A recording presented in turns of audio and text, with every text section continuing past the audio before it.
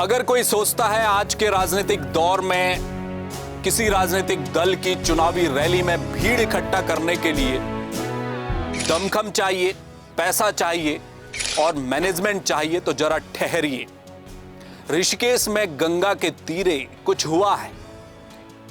नगर निगम में मेयर प्रत्याशी के पीछे जिस कदर जनता का हुजूम उमड़ा है, उसने बीजेपी और कांग्रेस के चेहरे पर शिकन और माथे पर बल ला दिया है। क्यों? क्योंकि जिस दौर में पैसे देकर भीड़ बुलाई जाती है, उस दौर में लोग न तो पैसा देकर आए, न बुलाए गए, यहां तक तो ठीक जाते समय उल्टा प्रत्याशी को पैसा देकर चले गए।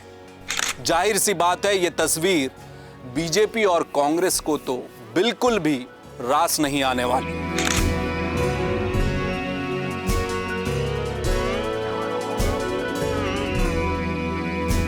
अब ऋषिकेश के निकाय चुनाव को राजनीतिक पंडित अलग अलग तरह से उसका आकलन कर रहे हैं। बताया जा रहा है कि आने वाले समय में उत्तराखंड की भविष्य की राजनीति का कोई इशारा है क्या जो निर्दलीय प्रत्याशी हैं मास्टर, वो अपने आप में इतने सक्षम हैं कि उनके पीछे इतनी बड़ी संख्या में लोग आकर खड़े हो गए, या पर्दे के पीछे कोई और मास्टरमाइंड है? और फिर ऋषिकेश में ही क्यों? निकाय चुनाव और जगह पर भी चल रहा है, वहां क्यों नहीं? ये तमाम सवाल हैं जिन पर आज करेंगे चर्चा। नमस्कार, जय भारत टीवी देख रहे हैं आप, मैं हूं हेमभट्ट। चुनावी रैली में भीड़ जुटाने का दर्द क्या होता है, कभी किसी भाजपा या कांग्रेस या किसी और राजनीतिक दल के किसी नेता से जाकर पूछिए, वो बताएगा साहब मत पूछो, अजाब है अजाब। पैसा देकर भी लोग नहीं पहुंच रहे। जो आ रहे हैं उनके आने जाने रहने खाने का इंतजाम करना पड़ता है, और अपने वक्ता संबोधन जिनका होना है, उनके आने तक उनको कुर्सियों पर बिठाए रखना एक अलग मुसीबत है। यही होता है चुनावी रैलियों में। और वो खाली कुर्सियां अगर रह गई तो ये खाली कुर्सियां बड़े बड़े नेताओं की सीआर खराब कर देती हैं। लेकिन इस दफा ऋषिकेश में निकाय चुनाव के दौरान कुछ अलग हुआ है, क्योंकि ऋषिकेश में गंगा उल्टी बहती हुई दिखाई दी है। यहां पर निर्दलीय प्रत्याशी हैं दिनेश चंद मास्टर। मास्टर जी के पीछे 2 दिन पहले चुनावी रैली में जिस कदर लोगों की भीड़ उमड़ी, वो हैरान कर देने वाली थी। गले में केसरी पट्टा, सर पर पहाड़ी टोपी, महिलाओं का रंगीला पिछौड़ा और जुबान पर पहाड़ का दर्द। इन सब तस्वीरों को समेटे हुए लोग ऋषिकेश में मास्टर जी के चुनावी रैली में पहुंचे। और ऊपर से कमाल ये कि मंच पर कौन खड़ा था? मंच पर खड़े थे गढ़ रत्न नरेंद्र सिंह नेगी। वही नरेंद्र सिंह नेगी जिन्होंने एक दौर में नौछमी नारायणा जैसा गीत गाया और स्वर्गीय नारायण दत्त तिवारी सत्ता से बेदखल हो गए।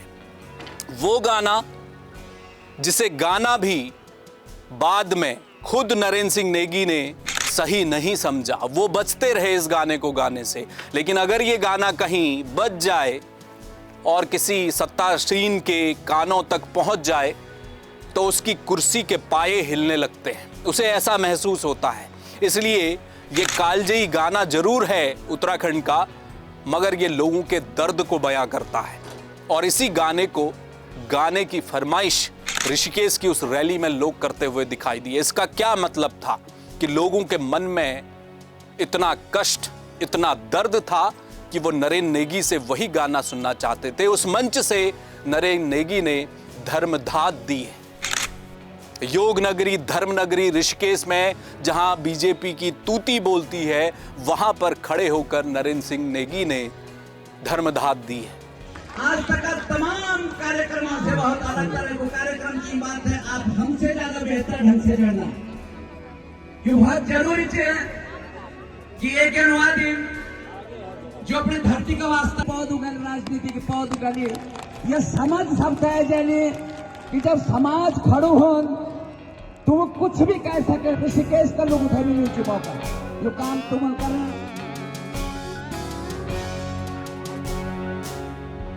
यह सब कुछ ऋषिकेश में क्यों हो रहा है उस पर चर्चा करेंगे, लेकिन पहले प्रत्याशी पर आ जाते हैं। प्रत्याशी हैं दिनेश चंद मास्टर, जो पहले ऑटो चलाते थे, बच्चों को भी पढ़ाते हैं, इसलिए मास्टर का खिताब मिला।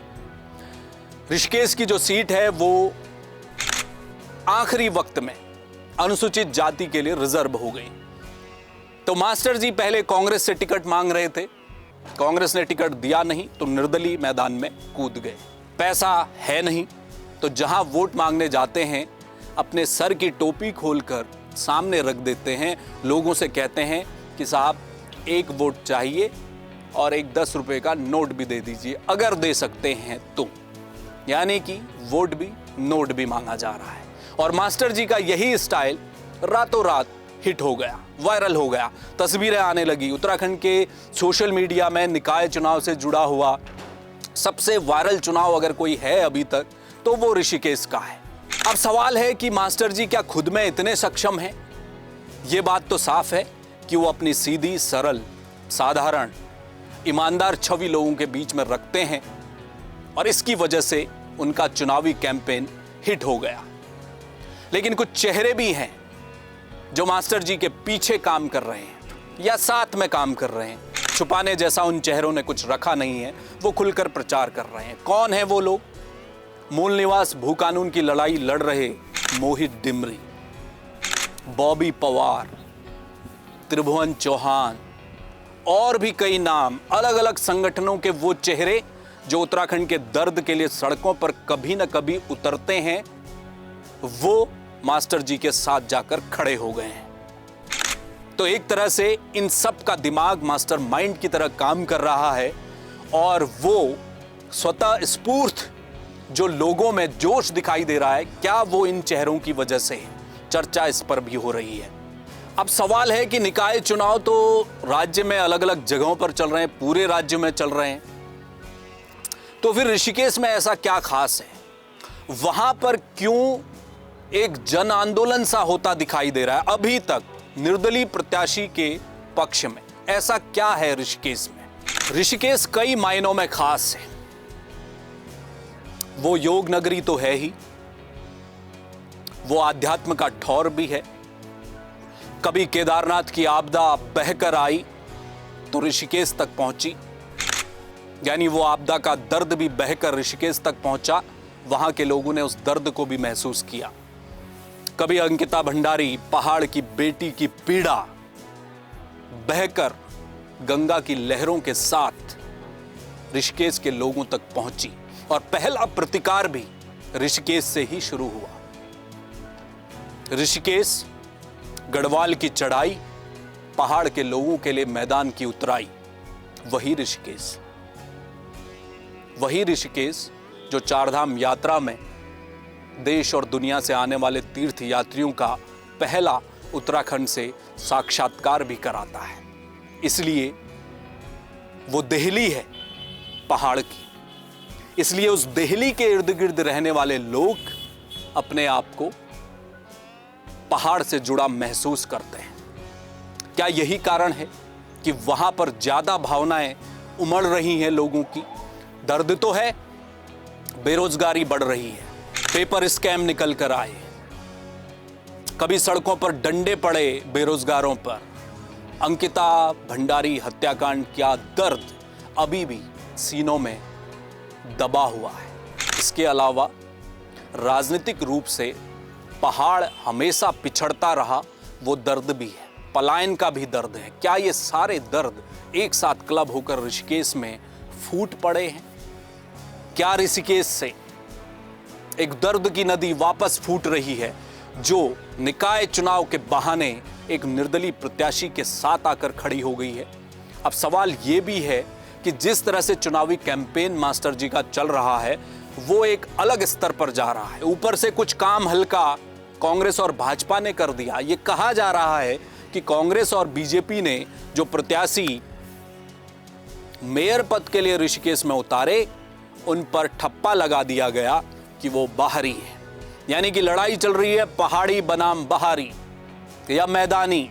और बीजेपी कांग्रेस को एक साथ कोसा जा रहा है, ये कहकर कि बारी बारी से दोनों ने राज्य पर राज किया है और जनता को कुछ मिला नहीं। तो क्या एक ऐसा प्रत्याशी जो फिलहाल किसी दल से संबंध नहीं रखता, उसके पीछे आकर लोग खड़े हो गए? सवाल यहां पर यह भी है जो बेहद दिलचस्प है, वो ये कि निर्दलीय प्रत्याशी के तौर पर लोग खड़े हो गए, लेकिन वो हैं तो कांग्रेसी, थे तो कांग्रेसी, कांग्रेस से निकल कर आए थे। तो ये ज्यादा मुसीबत है बीजेपी और कांग्रेस जैसे दलों के लिए कि हमसे अलग होकर कोई चला गया तो उसके पीछे जनता खड़ी हो जाएगी। तो अब सवाल उठता है कि क्या होने वाला है भविष्य में? क्या ऋषिकेश का चुनाव कोई इशारा कर रहा है? जिस तीसरे विकल्प की बात की जाती है, क्या उसकी शुरुआत ऋषिकेश का ये नगर निगम का चुनाव देने वाला है? जनता का जो समर्थन यहाँ एक निर्दलीय प्रत्याशी को मिला है, वो किस ओर इशारा कर रहा है? लोग ये भी कह रहे हैं कि निकाय चुनाव है, मेयर का चुनाव हो रहा है, छोटा चुनाव है, लोकसभा और विधानसभा का चुनाव आएगा तो ये माहौल वहां काम नहीं आने वाला। लेकिन फर्ज कीजिए, अगर जिस अंदाज में मास्टर जी के साथ लोग खड़े हैं, कहीं 10 प्रत्याशियों के पीछे इस तरह का सैलाब आकर खड़ा हो गया तो उस दिन उत्तराखंड की राजनीति का भूत, भविष्य और वर्तमान तीनों बदल जाएगा। इस बात को लेकर भी चर्चा हो रही है। बहरहाल 25 जनवरी को नतीजा सामने आएगा। कौन जीतेगा जनता तय करेगी। लेकिन ऋषिकेश के निकाय चुनाव की तैयारियों में, प्रचार में, अब तक के माहौल में, माहौल तो मास्टर जी ने जीत लिया है। अभी के लिए बस इतना ही। मेरे साथ जुड़ने का आप सभी का बहुत शुक्रिया। देश और दुनिया की तमाम छोटी बड़ी खबरों के लिए आप देखते रहिए जय भारत टीवी। मुझे दीजिए इजाजत। नमस्कार।